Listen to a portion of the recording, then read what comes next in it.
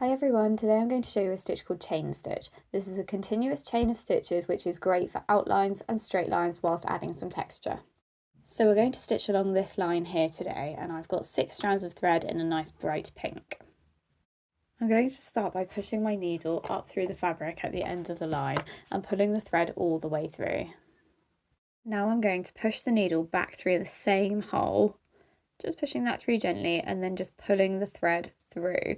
But this time we're going to leave a little loop, and what we're going to do along the line is just push the needle back up through the fabric and then just pull it through to secure that loop in place. And that's our first chain stitch.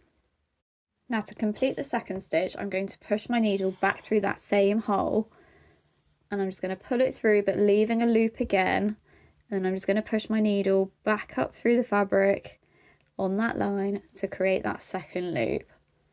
So then just gently pull it through to secure the loop in place. There we go, there's stitch number 2. So I'm going to repeat this technique again to form the third stitch. So just pulling that through and then pushing the needle back up through the fabric to secure the loop in place.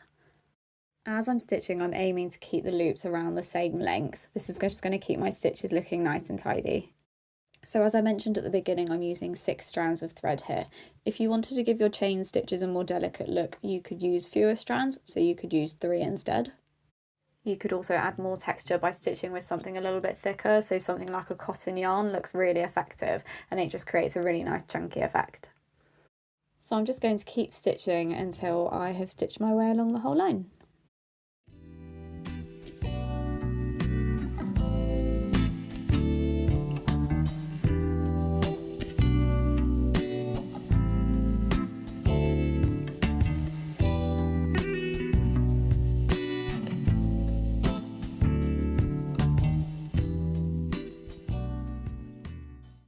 So here is our finished line of chain stitch. Will you be giving this one a go? Let me know in the comments. Thank you so much for watching and happy stitching.